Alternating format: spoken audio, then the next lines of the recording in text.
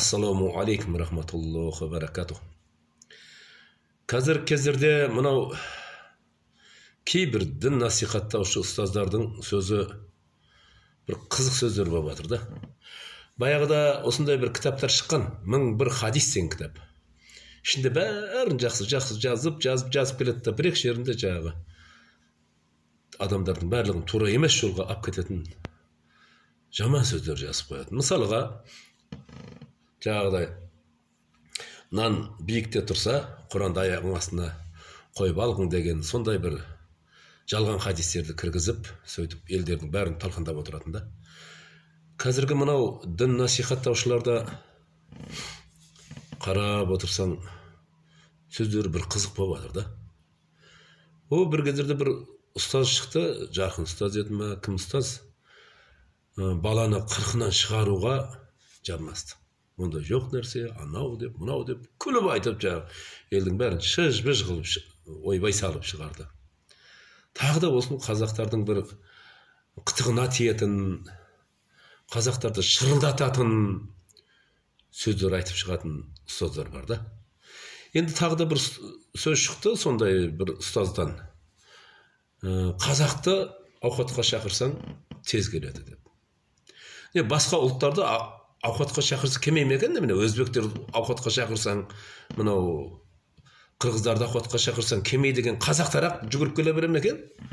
Пайғамбарымыз Мұхаммад саллаллаху алейхи уассалам бұл жерде айтқан: шақырғаннан қалма, шақырмағанға барма деген хадис бар емес пе? Шақырғаннан кейін барады да, ауқат асып жатырмыз, ет асып жатырмыз, келіп жеп кет десе, барып жеп кетеміз да. Не болыпты? Жейміз. Сен шақырса бармайсың ба немене? Сен вообще бармайсың ба? Ауқатқа шақырса, ой, жоқ, болмайды, бармайым деп бармай қоясың ба? Екі-екпіңді қолың ұстап жүгіресің ғой сен аяққа қарата. Енді осы Құранда қанша пайғамбар келген болса, барлық пайғамбардың үмметін дінге шақыру жолдарын бәрін Құранда өзі көрсетіп қойды. Қалай шақырды, не қылды? Бірақ қай пайғамбар болса да, үмметін, өзінің үмметін еш уақытта ол кемсіткен емес. Мынау шақыру деген кемсіту деген сөз. Қазақты тамаққа шақырсаң тез келеді, дінге шақырсаң келмейді деген сөз. Бұл үмметті кемсіту, болып ем қазақ деп тұр, қазақтарды кемсіту. Қазақтардың бәрін алып жерге ұрдың. Басқа ұлттардың алдында төмендетіп тастадың. Бұл жаман қылдың сен, өте. Сондықтан осы сөзді мен қателікпен айттым, аузыма қалай түскенін білмей қалдым. Осы сөзім үшін кешіріңіздер деп, кешірім сұрамасаңыз, қияметте қандай болады? Күн жаман болады ау. Пайғамбарымыз Мұхаммад саллаллаху алейхи уассалам алдында отырғанда Абу Суфиян Билал разияллаху анхуға айтты: ей қарақатынның баласы деді.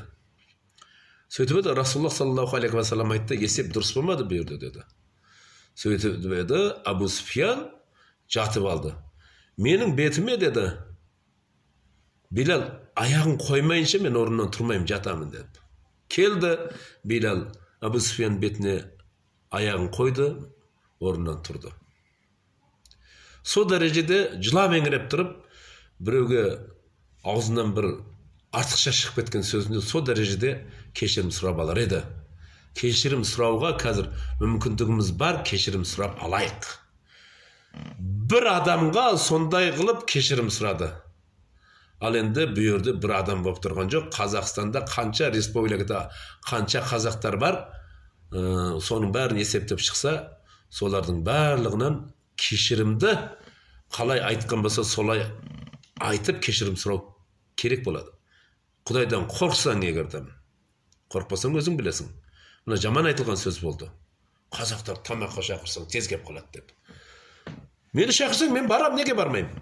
Тамақ асып жатырмыз, кеп жеп кетсе жеймін де, барам да. Кімде болса барады ғой ол. Өзбектерде тамақ асып жатырмыз, кел, жеп кетсе жеп кетеді. Бамдат намаз оқығаннан кейін келіңдер тойға. Қызымызды күйеуге беріп жатырмыз, келіп тамақ жеп кетсе барып жеп кетіп жатыр. Қырғыздарды да жағы ауызашарға шақырып жатырмыз, келіп кетсе барып аузын ашып ауқат жеп кетіп жатыр. Қой бармаймыз деген бір ұлтты көргеніміз жоқ. Сонда барлығы барады екен ғой енді. Неменеге енді қазақтарды ғана жаңағы ауқатқа қарата жүгіреді деп қойдыңдар ә? Немене кемсітіп жатсыңдар? Қай пайғамбар кемсіткен өзінің үмметін? Сендер құсап. Неге жерге ұрып сөйлеп жатсыңдар? Бүткіл бір ұлтты жерге ұрып жеріңдер ғой. Кешірім сұраңдар. Әлі де болса мүмкіншіліктерім бар.